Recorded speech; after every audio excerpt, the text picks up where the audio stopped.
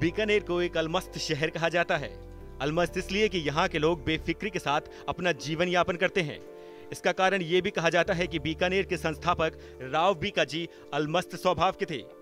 जोधपुर के संस्थापक राव जोधा के पुत्र राव बीका ने अपने पिता से अलग होकर अपने विश्वस्त सरदारों के साथ नए राज्य की स्थापना हेतु जांगल प्रदेश की ओर प्रस्थान कर दिया था और करणी देवी के वरदान से अनेक छोटे बड़े स्थानों एवं कबीलों को जीतकर जांगल प्रदेश में सन 1456 में राठौड़ राजवंश की स्थापना की। बीकानेर लोकसभा क्षेत्र की बात करें तो 2009 में परिसीमन के बाद ये सीट अनुसूचित जाति के लिए आरक्षित है। पिछले 3 लोकसभा चुनाव से बीकानेर लोकसभा सीट पर भारतीय जनता पार्टी का कब्जा है। आजादी के बाद बीकानेर में अब तक 16 लोकसभा चुनाव हुए हैं, जिसमें 6 बार कांग्रेस, 4 बार बीजेपी, 1 बार भारतीय लोक दल और 1 बार सीपीएम और 4 बार निर्दलीय का कब्जा रहा है।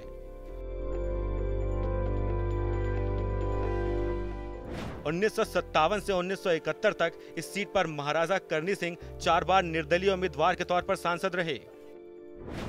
साल 1977 में जनता लहर में बीएलडी के हरिराम गोदारा, 1980 और 84 में कांग्रेस के मनफूल सिंह, 1979 में सीपीएम के सोपत सिंह, 1991 में एक बार फिर कांग्रेस के मनफूल सिंह, 1996 में बीजेपी के महेंद्र सिंह भाटी, 1998 में कांग्रेस के बलराम जाखड़, 1999 में कांग्रेस के जाट नेता रामेश्वर डूडी बीकानेर लोकसभा का प्रतिनिधित्व कर चुके हैं।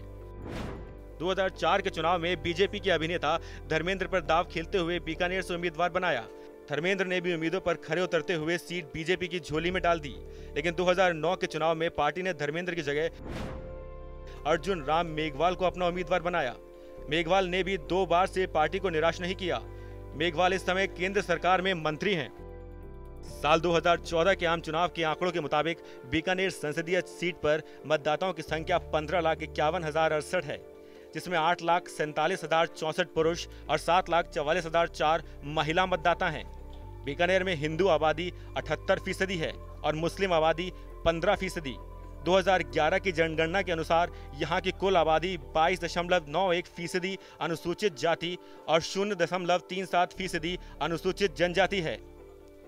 बीकानेर संसदीय सीट के अंतर्गत जिले की 7 विधानसभा सीट बीकानेर पूर्व, बीकानेर पश्चिम, कोलायत, खाजूवाल, लूड़कसर, श्री डूंगरगढ़, नोखा के अलावा श्री गंगानगर की एक विधानसभा अनूपगढ़ शामिल है।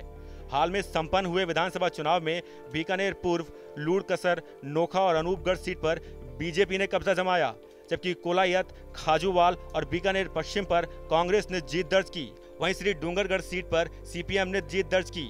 साल 2019 की शुरुआत होते ही लोकसभा चुनावों को लेकर तैयारियां शुरू हो गई हैं। विधानसभा चुनाव जीतकर सत्ता में वापसी करने वाली कांग्रेस के हौसले बुलंद हैं, तो वहीं कम वोट प्रतिशत वाली भारतीय जनता पार्टी भी लोकसभा चुनावों में हार का बदला लेने के लिए तत्पर दिख रही है। ब्यूरो रिपोर्ट, राजस्थान तक।